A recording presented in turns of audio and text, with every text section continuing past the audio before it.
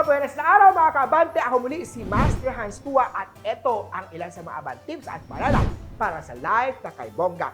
June 20, Happy Tuesday! I-share itong live na to ha. Sarat naman tayo maglaan ng savings at itago ang pera bago ito maubos. Sa love life naman, sabihin na sa ngayon kay Sweetheart ang matagal mo ng pinapangarap na negosyo.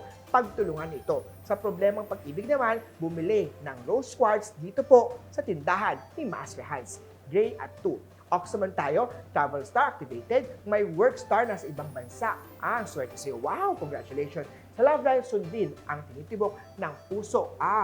Orange at 19 ng swerte sa Ox. Tiger naman tayo sa pag-ibig, naghihintay at excited na ang kasintahan mamaya sa dinner date nyo. Sa kalusugan, average lang yan. Maganda naman ang pang-aalaga sa kalusugan. Pink at 16 ng swerte sa chart. Rabbit naman tayo, conflict dito today, iwasan ang taong bad influence sa'yo.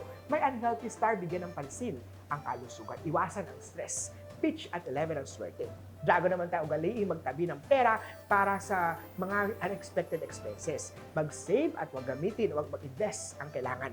Sa love life, isang nakakatuwang sorpresa ang matatanggap kay Sweetheart. Magpakonsulta kay Master Hans Kua para sa online tarot reading, face reading, astrology reading, at tarot card reading.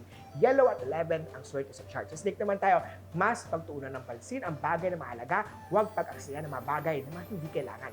Gawin muna ito at huwag sumuko sa buhay. Mga ganyang paraan para magdagdag ng kayamanan ang isipin.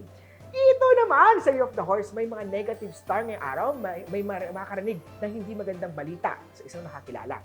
Maraming negatibong papasok sa iyo, huwag magpadala dito, mainam magpa-feng shui kay Master Hans Kua para sa mga problema sa buhay. Purple at 9 swerte sa Horse. Sagot naman tayo, isang magandang balita ang matatanggap ngayong araw, makinig sa payo na magulang. Sa love life naman tayo manatiling naghihintay ang puso para sa tamang tao. Red at 18 swerte sa chart. Monkey naman tayo matuto magpasalamat sa bawat biyayang pinagkaloob sa'yo. Huwag kalimutan ang mga taong tumulong sa'yo sa simula pa lang. Sa love life naman, bigyan ng matamis na halik ang pinakamamahal mo sa buhay. May money luck star, huwag tatamad-tamad para kumita ng maraming pera. Pilitin pa rin ang maging masaya upang maayos at maging maganda ang output. White at 7 swerte sa chart. Rooster naman tayo kung pinakamaswerte today.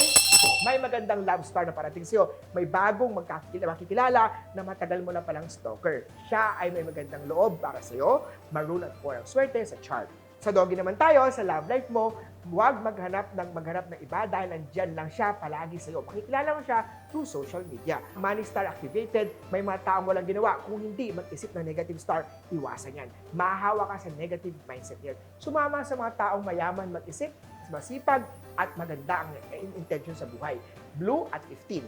Pigi naman tayo ha, money law star, pagdating sa bahay, magpa-date selection at magpa-groundbreaking, ipapungsyo ang bahay kay Master Hans. Mag-isip naman tayo ng bagong improvement sa negosyo dahil money luck star ay activated. Tuloy-tuloy lang po ang sipag-tiyaga para tagumpay ay makamit. Gold at 10 ang swerte sa Year of the Piggy.